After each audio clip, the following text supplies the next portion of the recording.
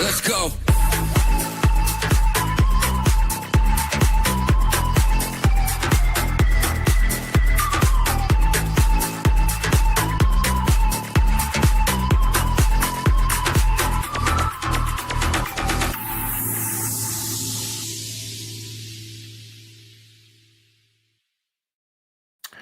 Well, hello and welcome to the Villa Park podcast. This is the Lions Raw match reaction show.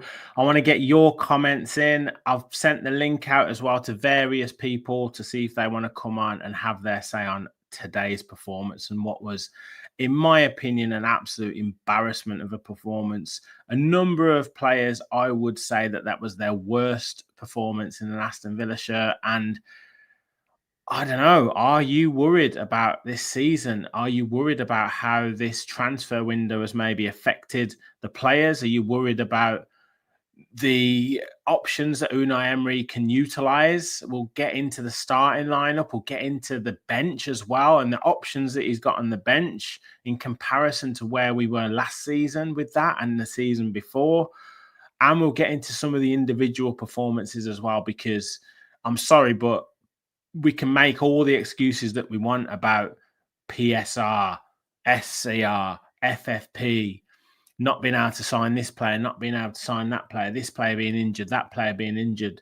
But the 11 that go out onto that pitch, the first thing you have to do is run and give 100%. And some of those players were phoning in their performance today. It was absolutely embarrassing. You've got people jogging around. You've got people not wanting to put a tackle in. You've got people throwing their arms up in the air when they give the ball away. That does not bode well for a good team spirit and ready for this season. I'm sorry, but it really doesn't. Please do hit the like button, hit the subscribe button. We're nearly at 6K. I've also got the competition. I've put the names on a random generator, a wheel of names. So we will do that as well later to win a Villa shirt of your choice. Do become a member as well if you would like to. We're going to do a members competition as well very soon. So please do get involved in that. As I say, there might be some people joining to have their say, but if not, it'll be me ranting and me going through some of your comments. Cash assisting the opposition again. I mean, there were so many times that players gave the ball away today. I lost count of it. Michael, very frustrated. Sai is absolutely livid. What the F was that? I absolutely agree with you. I was just punching the chair, punching the floor. Every time we gave the ball away, you could just see the pass that was on, and just the laziness and the lack of professionalism and the lack of awareness and just the lack of quality on the pass. But then, let alone the pass, the first touch of some of our players, if I look at McGinn's first touch, Marlon's first touch, Rogers' first touch, absolutely awful, putting themselves under pressure every single time, even at times Yuri Tillemans. And look, when a team like Brentford are trying to keep organised and trying to press as a team and be organised as best as they can be, your passes have to be accurate and have to be punchy. They have to go into the man like you mean it. And too many of our passes were just wasteful, were slightly out of position, were lazy, were bobbling. And you can't do that in this game. It is just, I just can't get my head around it. We're also going to talk a little bit about Unai Emery, because lots of talk in, not necessarily too much on social media, although I have seen one or two comments, but more, I guess, in like my chat groups and things like that, people getting a bit more frustrated with Unai Emery and I guess his lack of flexibility and his way of being in terms of wanting to just remain calm all the time. And I saw in the first half him saying, calm, calm, calm. And we were 1-0 down. Like, when do you need to start putting some urgency into a performance? When do you need to realize that the writing is on the wall for a certain performance? When do you have to get someone to take responsibility and dig you out of a hole? Because you could see how that game was drifting, totally drifting out of the control of Aston Villa, albeit all the possession that we had. We could have played all night and we wouldn't have scored because we were looking to create a goal scoring opportunity that was a set move or a set way of playing that would have been a perfectly coached goal. And what we needed was someone to just hit it from 30 yards, or someone to gamble on a cross going into the box, or someone to win a knockdown or win a second ball and then go through. That's what we needed. We needed something that was outside of the plan, not something that was part of the plan, because Brentford had already solved the plan that we created. They could have played all night and we wouldn't have got through them. So we need something different. So I want also to talk about Unai Emery. More comments. Good evening to you, Black Country Villain and Up the Villa. Fraser Football said it's worrying for Villa. Well, I guess what is worrying is the fact that we haven't scored a goal in the first 2 games of the season. And we haven't really looked like scoring either. I know we had 2 shots on target against Newcastle that were both straight at the goalkeeper. And we had, was it 2 shots on target today? And then one that Morgan Rogers had that the defender made a really good slide tackle. I mean, if you 5 shots in 2 games, 5 shots in 2 games, that is embarrassing. Absolutely embarrassing. I know they had all the stats about us having 6 shots or 8 shots or something like that, but come on, some of them weren't shots. I mean, the Emery Buendia effort that he overhead kicked it miles over the bar, you're going to class that as a shot? Like, come on. McGinn is not a right winger and we're set up wrong. Yes, Carrie, I agree. We're going to get into that a little bit as well. George says possession away from home is massively overrated. We're not technically good enough to try and boss these games. Waste of our own time with that slow build up. Well, that's the thing, isn't it? Like I said it in my match reaction and check the instant reaction out. But it was weird because Brentford were actually more threatening when they went forward and we had 75% of possession. Yet every time they got the ball when we gave it away, they were the ones that looked threatening. And I don't know if the shoe had been on the other foot, whether we would have done the same thing, because every time we won the ball in an area where we could drive forward with it, all we did was drive forward about 10 yards and then turn back and pass it back to the centre backs and go across the back 4 again. No one tried to run through. Nobody tried to attack with any sort of pace. Hardly any times did we try and put Ollie Watkins through one-on-one. I don't recall us having a single 1v1 against the goalkeeper opportunity in the last 2 games. And that is really concerning because we're just so easy to play against. So easy to play against. Justin, I can see us finishing nearer the bottom of the table, focusing on the Europa League like Spurs and United last season. The problem with that is that it's so risky. You're putting all your eggs in one basket. You're hoping on a luck of the draw in terms of getting through every round, and with that's drawing a team or teams that are favourable to you, but then also during those games, hoping that things go your way. And then will the fans have enough patience to be able to cope with losing games throughout the season? I don't think we will. Honestly, I don't think we will. Sai says it's about time he stopped starting the same players. Some of them don't deserve to start. Marlon more than deserves to start, but he starts the same boring players. Yeah. Well, let's talk about the starting lineup because I think a lot of people, we obviously knew that Martinez would come back in, and then we understood that Konsa was out suspended, so we knew there was going to be changes at the back. But when you're seeing maybe Luca Digne start over Ian Maatsen, where we need some pace on that left-hand side, and certainly, John McGinn out on that right-hand side, was it time for Daniel Marlon to start and find a way for him to start? But he went with the same team apart from Pau Torres coming in for Konsa. Mings shuffled across to the right centre-back position, and then Emi Martinez came in at the back. And again, you're looking at that and you're thinking, well, we had a lack of pace last week and we haven't addressed that issue with any sort of pace going forward. We've got the same narrow midfield, which we're going to try and find and pick holes in the defense, in the opposition's defense. And we're hoping that Pau Torres is going to be able to find those probing passes through the lines. And his passing, oh my gosh. Let's not talk about his defending yet. Pau Torres is passing. I want to see the stats for his passing, progressive passes going forward, not the passes that were going across to Tyrone Mings or were going out to Luca Dean. I mean, even some of them were terrible. But his passing going through into the midfield was so bad today. So bad. I don't know if he had his boots on the wrong feet. I don't know if he'd been up all night on the drink or what, but he was absolutely awful today. And then he's defending. I mean, we know he hasn't got the most, he's not blessed with the most pace, but that defending for their goal, oh my word. And that was, I think that was the only shot on target that Brentford had all game. And they were waiting for that moment. And if you're giving up that moment, Mings and Pau Torres for that goal, I don't know what we're going to do. I honestly don't know what we're going to do, because Mings goes for the header, doesn't win the header. And then Pau Torres looks like he's running in treacle, quicksand, concrete, you name it. He was never catching Ouattara when he'd run through. And Martinez, yes, he made a decent save, but again, we're too slow to the rebound. We can't clear it. And he's got an empty net to put it in. But that defending, but more so the passing from Pau Torres, because he should be in the team for his quality on the ball.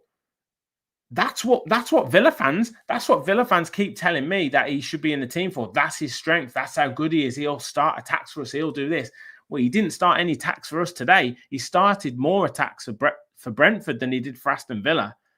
So I don't know. And then we've got no cover in this position, because Mings got an injury towards the end of the game. Yes, Konsa's going to come back in, but you know that'll be Konsa and Pau Torres. Who's he got as the cover at centre-back? Who has he got putting pressure on them? I'd go back to the starting lineup. Look at the bench. Look at the bench that we had.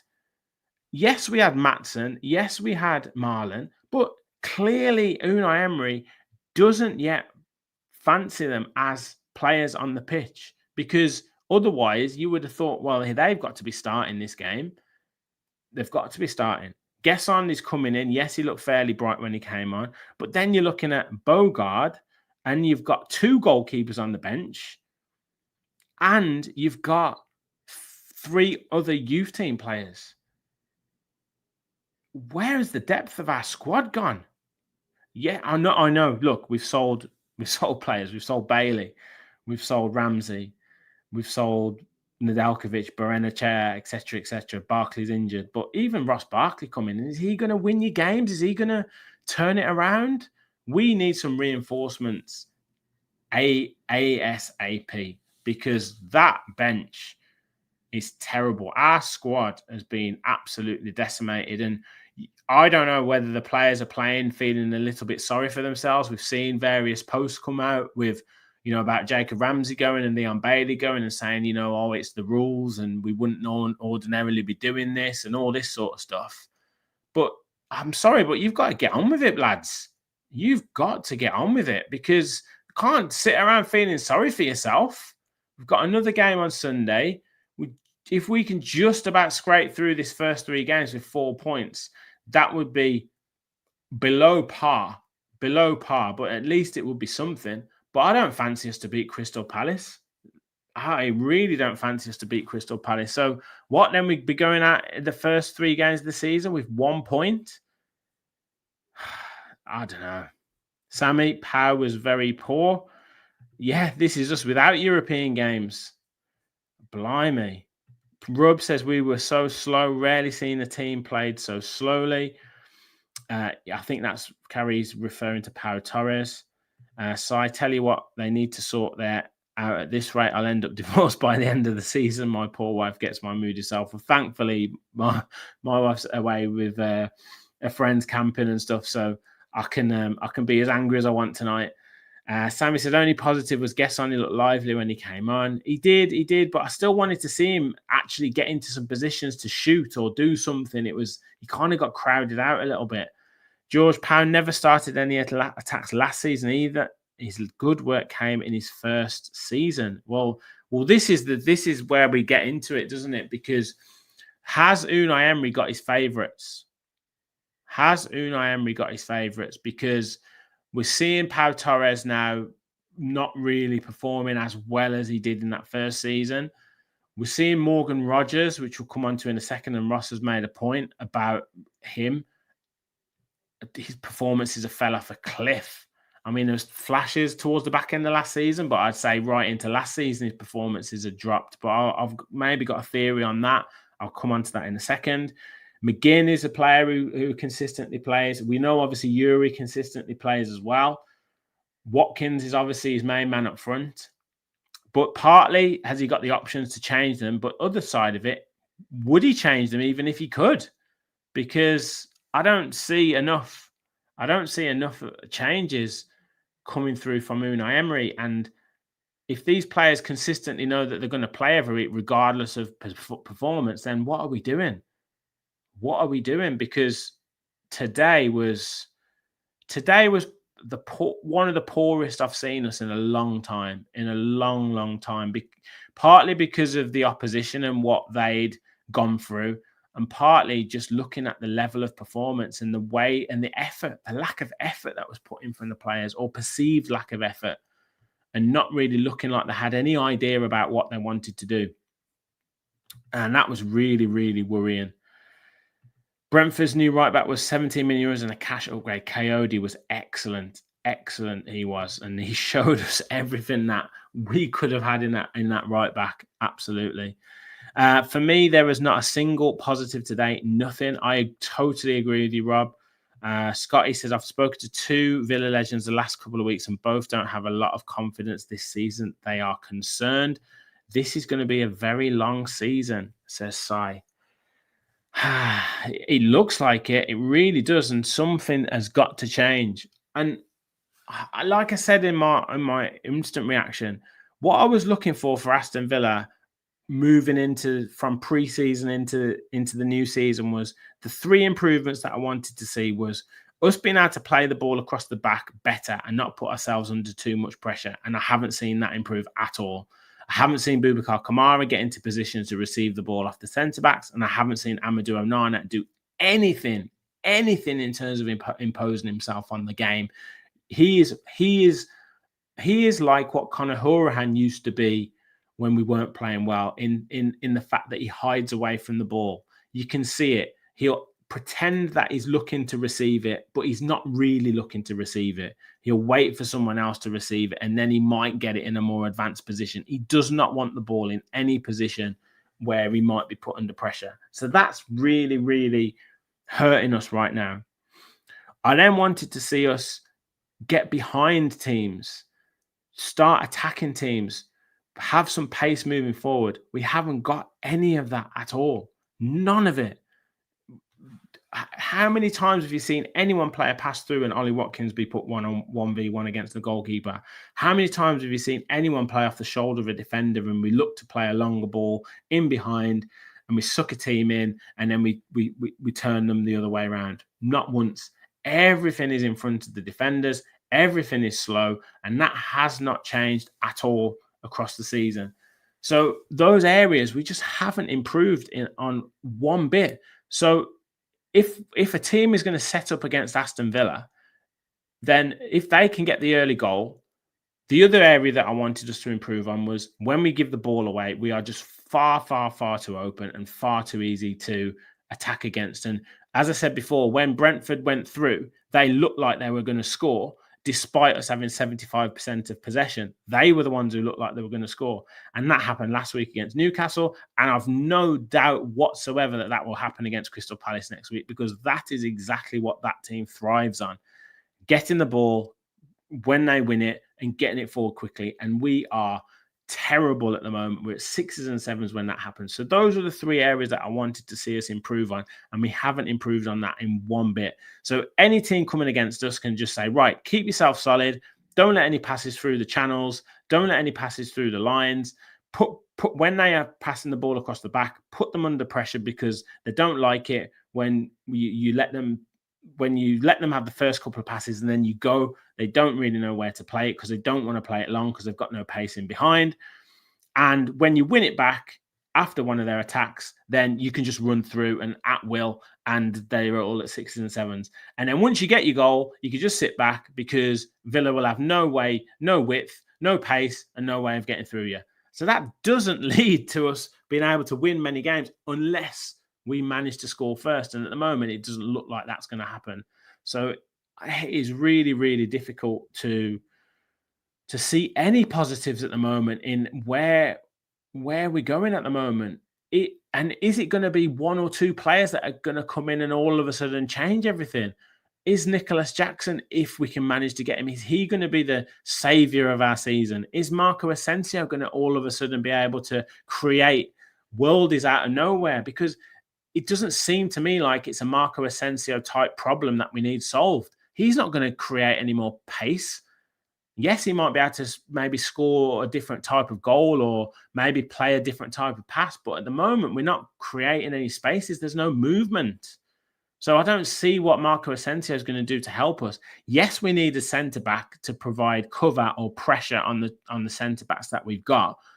But at the moment, I don't see where we're going to be able to create any spark in the team because he doesn't seem to want to use Daniel Marlin. And Evan Gesson is a new player who's integrating into the squad.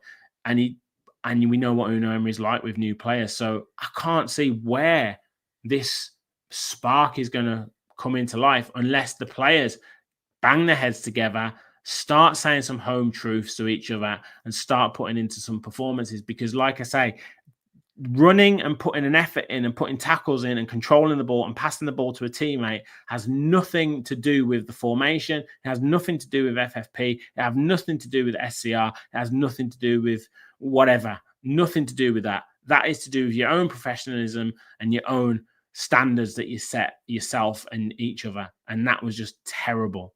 Terrible today. Scotty UK, Torres, good player, but is he a good Premier League defender? I think not. We also have nothing down the wings whatsoever. Richard Grosvenor said, offered zero threat, stale, pedestrian, and couldn't be asked. Big issues in the dressing room, in my opinion. And if Chelsea offered cash plus Jackson for Rodgers, I would take it. We'll come into that. Serious question, Rich. This looks like a relegation team currently. Well, I've just listed all those things that I've said that I wanted improvement in, and we haven't improved in those areas. So if any team worth their salt, if any coaching staff worth their salt are watching Aston Villa, they know exactly how to defend against us. They know exactly how to beat us. So if that's the case, if the players don't put their ideas up, if they don't start putting more effort in, then we are going to sort of meander into mediocrity. I don't see it as a relegation battle. I don't see it as that. I think we've got way too much quality in the side. But I think there's certainly an area where we need to certainly book our ideas up.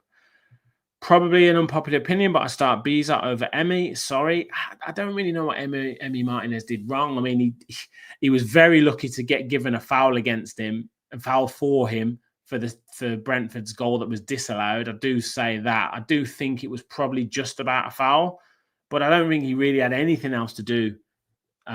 Anything else to do with that.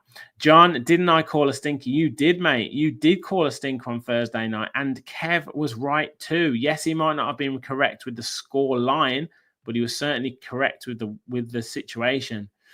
Rub, the desire to win is lacking too. We lose the ball. We're nowhere near other Premier League teams in intensity to win it back.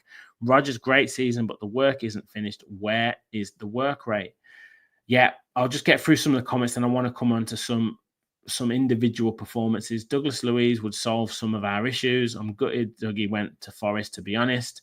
Spurs, Chelsea, Liverpool, etc. will tear this team apart at this rate, yet alone the Leeds and Palaces, etc. Well, this is the thing. When you lose a game like today against Brentford, that's like, okay, well, we've lost that game. So that's 3 points lost against a team that, in theory, Aston Villa should be, well, certainly should not be getting beaten at. But then that puts additional pressure on a game against a Liverpool or an Arsenal or a Chelsea or one of the other top six. And then we know that away at Newcastle, away at Palace, away at Man United, we're going to lose. So automatically now we're on the back foot with one of those games. So that's where it's really, really difficult. Captain hindsight, we're stagnating fast. How many of the first 11 today are Emery signings? I've been thinking about this for quite a few weeks, to be honest with you, because yes, he's got a lot out of the players that Dean Smith signed. I mean, you've got John McGinn, who Steve Bruce signed. You've got Kamara and Digne, who Gerrard signed. But you've also got a pretty large core of players from Dean Smith. Has he took those players as far as they can go with Aston Villa? And what has happened to the players that Unai Emery signed? Because Yuri Tillemans, brilliant. Morgan Rogers, we'll come on to him in a second, but generally brilliant. You know, he had a great season last season, of course. But where's the succession planning? As Maatsen hasn't succeeded Luca Dean, Daniel Marlon hasn't come in on that right-hand side. You know, some of the best centre-back partnership, in my opinion, is still Konsa and Mings. Pau Torres, yeah, he's been a success, but he's too slow in the Premier League and he's too easy to now defend against and play against. We haven't signed a right back. None of the right backs that Unai Emery signed have been any good or been consistently any good to move ahead of Matty Cash, and that's saying something. The striking options, we haven't been able to sign a striker to complement or to compete against Ollie Watkins. So what's happening with the signings? We seem to at the moment be a sort of, I understand the strategy that Monchi has of signing some younger players across Europe, giving them some first team experience and then selling them off for profit. But if that's the case, then that profit should then be able to be used for signing some good players for the first team. Amadou Onana has not performed anywhere near what we'd have expected for a £50 million signing and for a player of his size and his stature. Yeah, he's brilliant at cheering on the fans when we've won a game, mostly when he hasn't been playing. But when we want him to be a dominant midfielder on the pitch, sadly, that's been far, far, far too lacking. So do we have to ask questions on some of the signings that Unai Emery's made? Because not many of them have come into the first team and then gone on to take us to higher levels.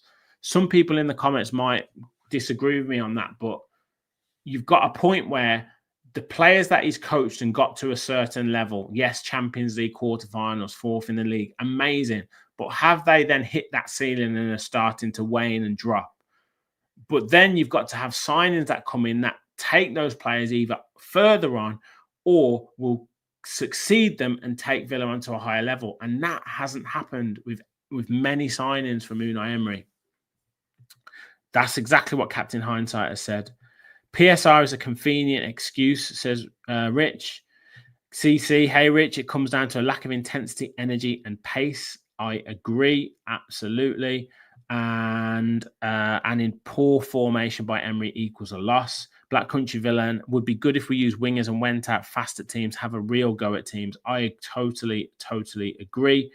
Peter Smith, I think certain players need moving on because they spit their dummy over average. Ramsey being sold. Well, this is a little part of it as well. Like, they've got to stop feeling sorry for themselves. And I saw the messages and that came out from some of the players. And look, I like it that players are vocal and will talk about things. But there comes a time and a place where you just have to get on with the game. And when you're throwing in stinkers like today, you can't help but see as a football supporter that, well, what's happening in the training ground? Are these players kind of down in tools or feeling sorry for themselves because a player's left? Like, just get on with it. Like I said, the basics of football: run, tackle, work hard. That's it. If you're having a bad game, those are the minimum expectations. But everyone was having a bad game today, and there were certain players that didn't want to run around. That defeat at Old Trafford and missing out on Champions League has created a huge cloud over the club, and we're in a bit of a malaise, it feels. Paul, one of our strengths was everyone. Here's to you, Unai Emery. If he loses the fans, which appears to be starting, wheels can come off even faster. CC, I'd love for someone to assess Emery on his tactics. I do wonder if he's stubbornly stuck in a zone like Pep. The game has evolved, moved on. It's now about combining pace and intensity with control. I totally agree. And we're also moving kind of back to the old school of getting the ball forward quicker and utilizing that pace for players that can run off defenders, because we've seen players passing it across the back constantly and teams pressing with that intensity, and then teams have started to make mistakes. We're now seeing teams then thinking, right, well, scrap that. Let's play it down the channels. Let's use pace going forward. Let's win second balls. Let's try and win the ball higher up the pitch off our midfield and start moving the ball forward. It's kind of going back to old school football. We're seeing long throw-ins. We're seeing corners taken more of an advantage of. We're seeing all these things that are kind of going back to back to the future, if you like, with old football coming back in. As I've said before, the big man, little man combination will be coming back soon. I can guarantee it. 4-4-2 will be back. But and we are kind of falling behind that because we're still trying to play this ball passing through the lines, and you could see it. You could see it being screened. You could see Henderson, Damsgaard, and the other midfield just moving across, shuffling across, stopping Rodgers from getting the ball. Every time Rodgers or Buendia or someone got on the ball, they just got in their faces. We didn't have any runs from deep. We didn't have any options to play in behind. We didn't have any options to play out wide. So it was so easy to defend against because they just shuffled across every time. Peter, since them new American owners, AME, it's all gone spending, taps turned off. The profits are used to pay higher wages to the players we extend and who then walk on the pitch. Yeah, I agree. It's only Palace next. Don't worry. Yeah. Carrie said, I don't like him, but Tanswell reporting Emery says we plan to draw and then win. Why? Well, that's it. Exactly. Why start the game off trying to contain? Look, it's Brentford, for God's sake. They've lost their manager. They've lost their best players. Go at them and attack them. How is that going to win us, get us a top 4 position? Unai, questions, mate. Questions have to be asked. That is a terrible attitude to be having. Terrible attitude to be having. The new signings aren't even making competition for places. Players can and do stagnate where they know they'll be playing, whether in form or not. I agree. I've never quite understood Brian Onana. I don't dislike him as a player. I just don't see where he fits in to benefit. I want more fighters, tough, skillful players. Well, sorry, let's get into some of the performances because let's start with Amadou Onana. 6'5", tall, athletic, powerful, strong, dominant, or at least should be.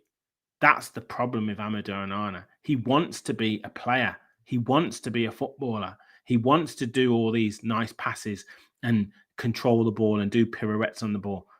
Just be a destroyer. Look at Joe Linton for Newcastle, right? No frills, gets in people's faces, smashes into tackles, pulls people, pushes people, uses his power, uses his strength, uses his height, is a complete nuisance to the opposition, dominates midfield.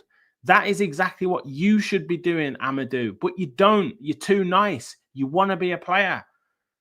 We aren't going to win many games with you in midfield if you're not utilizing your attributes that you've got.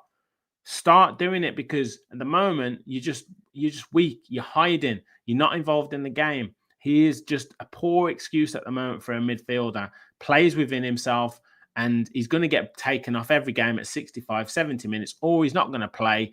He'll miss a couple of games. He'll do the cheering for the Villa fans. Then he'll come in for 20 minutes. He'll play well, and then we'll rinse and repeat again. He's never going to be our main midfielder because he doesn't dominate the midfield. He wants to be a footballer. He wants to be a player when he needs to be a dominator. Poor performance today. And he was good in pre-season as well. I was looking forward to seeing. Pau Torres, we've talked about. Terrible performance today. Could not pass the ball to a Villa shirt moving forwards. John McGinn wasted out on that right-hand side, not involved in the game enough, constantly dropping back onto his left foot. Again, not his fault if he's playing on the right, but you're putting in crosses that the defense are just going to eat up every time. Go round the outside. Use your right foot from time to time. Just a poor performance, and some of your passing, some of your control was so bad. And it comes to something when we're making these substitutions and you're constantly moving players into different positions. That just shows a sign of desperation. Emery Buendia gets brought on at 15 minutes, gets taken off on 75 minutes. That tells you everything you need to know about Emery Buendia. He ain't good enough. He'll never be good enough. And I don't understand why the Aston Villa supporters still like him. It's because he runs around a lot. He doesn't do anything. He gives the ball away. He always tries to do the difficult pass when the easy pass is on. There was a time in the second half when all he had to do was roll the ball out to Daniel Marlin, who just come on, and he had space to run at the fullback. But no, what he tries to do is cut back on and tries to play a through ball to Ollie Watkins, and he gives the ball away. Another time where he receives the ball, chests it down, tries to run through, and Coyote, I think it was, just pops his leg round his body, takes the ball off him and runs forward. And then Buendia has the temerity to have a go at the other players around him for not telling him there's a man on. You're the number 10. You've got to look and assess the options of what's around you and then make the passes quickly. He had one effort that went miles wide that Unai Emery was absolutely going mad at him for. And yes, I know I've said that players should be doing something out of the ordinary, but just poor performance from him. And look, he ain't good enough. He's had a couple of good pre-season games. We all got excited because he played well in pre-season against Newcastle a couple of years ago and then got injured.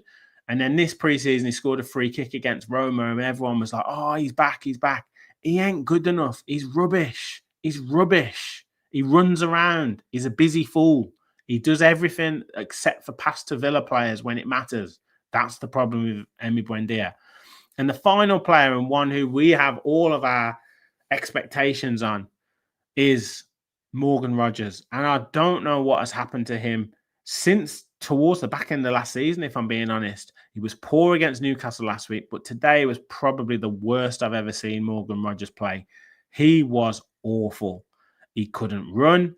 He was jogging around. He couldn't tackle. He couldn't control the ball. He couldn't pass it to a Villa player.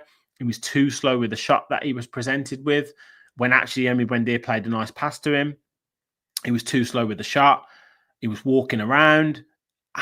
Is Morgan Rogers waiting until the end of the transfer window to see what might happen? Is he thinking that a move to a Chelsea or an Arsenal or someone is going to come through for him and they're going to offer the 100 million or so that Aston Villa will probably accept?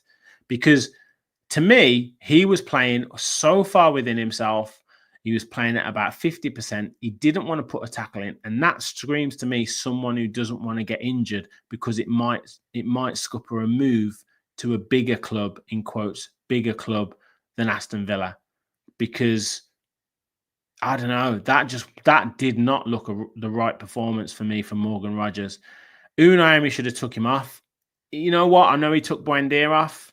He probably should have took Morgan Rogers off, and I don't understand why, because that isn't going to do a lot for the team either, because they'll see him put a stinker in like that, the other players around, and say, well, how come you brought me on and took me off? This is Emery Buendia, yet he's staying on the pitch and he had an absolute stinker today. McGinn, why are you taking me off with 25 minutes to go when I was doing more than him? Like, that is not a good look at all, and he was terrible. But I would not be surprised if bids come in before the end of the window and he's playing because he knows that something's going to happen, and they're waiting to see if a team will hit that asking price that Aston Villa have for him, and then he might be able to move on, because you can't put in a performance like that. It was terrible, terrible, terrible performance. So Unai Emery with the super chat talking about Rodgers. If Spurs offer 70 million for Rodgers, take it. The problem is that if I don't think 70 million is enough for us to release him. I think it would have to be in the region of 90 to 100 million. Then we've got to get them ready to get players in to strengthen the squad, because we've already seen what the bench looks like today, and it doesn't look good. So if we're losing him, that would be terrible. Terrible, terrible, terrible. For Villa, no Duran, no party. Last season, he was the season saviour. Certainly at this stage of last season, he was. Absolutely was. Absolutely was. Because if you remember, Watkins wasn't playing well. He was the player who was coming on and scoring the goals for us. He was changing the game for us, and we didn't have that. Peter, we should have transfers and loans done ready for the first game. I absolutely agree. Because look at where we are right now. We're kind of in a desperate situation, and Unai Emery hinted at this, and this is pretty much down to Monchi. You know, we have to put it down to him, because yes, they work very hard. Yes, we know, but they've known about the June deadline. They've known about the transfer window. They've known about having to get rid of players. They've known about how to balance the books with bringing players in. They haven't done their job properly. Unai called it out, saying that he wanted signings in. He wanted the players that he wanted out before now, so he had time to bring the players in. We're now playing catch up, and we haven't got enough players. and we are going to be short this season. I can guarantee it. We're not going to get the centre back in that we want to get in. We're not going to get in. We might get Asensio in. Is that the right move? I don't know. And then we're going to have to try and scramble around for a striker, because I don't think we're about to structure the deal for Jackson. So then will it be a second-rate player? I mean, that's not saying that Jackson's a first-rate player either. So it's a difficult situation right now. Martin, you're so right about Rodgers, particularly with his best mate Ramsey going hit the nail on the head. Look, we'll have to wait and see what happens. But today was just so bad, so disappointing. And look, I was quite shocked at Kev the other night when we did our match preview at how down and disappointed he was, and how he was sort of quite pessimistic about this game. And you know, everyone in the chat was like, apart from maybe one or two people, I think it was John in the chat as well, said it was going to be a difficult game and didn't see us getting anything out of it. So you guys were absolutely spot on. And something really does need to change with Aston Villa this season, because you start in this way, you're playing catch up for the whole season. If you start brilliant, then you can have a dip in the middle of the season and then come out the other side. But you lose momentum at the start of the season and you're absolutely playing catch up. And this is not looking good right now, because I don't know what he's going to do to try and turn it around. Can you bring a Garcia in? He's injured at the moment, but is he good enough? Is he good enough for the Premier League? I don't think so. Donyell Marlon, he hasn't had the confidence to play him right now, but I feel like he needs to find a place for him. Find a place for Marlon in that team.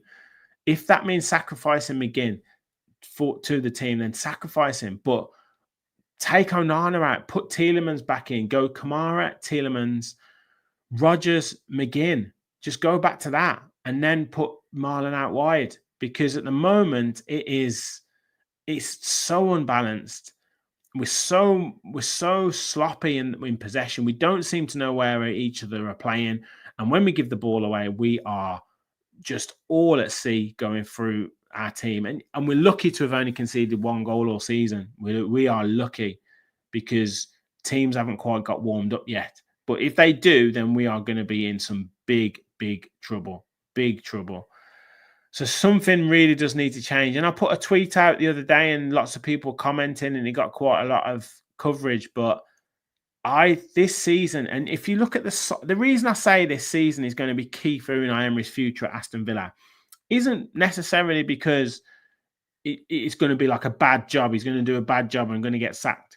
But if you look at the cycle with Villa managers and how it works with Aston Villa, is they get to a certain point, then they either get frustrated with not being able to take Villa further forward, whether that be the chairman, whether that be rules, whether that be players, they'll inevitably move on. But because of the rules as well, there might be another club that sees Unai Emery and sees what he's done at Aston Villa and says, well, we've got more money. We've got more turnover. We're a more attractive proposition for you. We're in the Champions League. Why don't you come to us? And it would be a difficult decision for him to turn down. So that's where I'm worried about it. If we can get through this season by somehow doing well in Europe or turning it around in the league, then I see Unai Emery staying for the long haul and for a long time, maybe another 2, 3, 4 seasons. But if it doesn't happen this season for us, fans might get frustrated and we'll start putting pressure on him, because we're already seeing lack of plan B, keeping the same players, doing this, doing that, not being creative enough. We're seeing that little bit of impatience coming in. We're then seeing the rules coming in to hinder how Villa can spend, albeit some of it has been self-inflicted, and I will say that. And then we're also seeing, well, Unai Emery might turn around and think, well, I've taken this club as far as I can go. So there's multiple areas there where I see this year being absolutely crucial to keeping Unai Emery at the club. And it's not out of thinking that he's going to get sacked and we're all going to want him sacked. It's just about where the club is and how we see it moving forward. That's what I see as being a key thing for Aston Villa. And games like this will only add to that frustration. And that's where it gets a little bit concerning. I'm going to leave it there. Thank you for jumping on. Thank you for your comments on my match reaction show. I do want to get more people involved. I'll continue to send the link out to people to come on to have their say. But you guys in the comments have made it. We'll be back next week for after the Crystal Palace game. Catch my instant reaction. Let me do the draw because obviously there might be people not watching. So if you're watching this afterwards, then please do look out for it. So we've got the wheel of names. This is to win a Villa shirt. And I click to spin. So I've got all the names there. So I'm going to click to spin. See who wins. Who have we got? Steve Collins. Well done, Steve. I will be in touch with you on X. So well done for winning that. We'll be doing one for our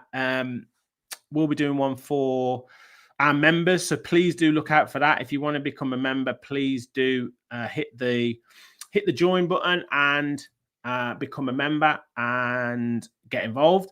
Thank you very much for watching. We'll be back with Talking Tactics with Gareth. That will be back. Fans Forum on Tuesday night.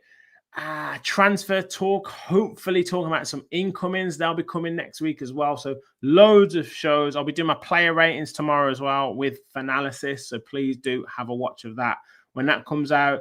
Thank you all for watching. Make sure you smash that like button and hit the subscribe button. Help us on the road to 6,000 subscribers. I think we've got about 50 more to do. So you guys can really help me get there. Thank you very much for watching. And as always, remember, keep the faith and we all follow the Villa.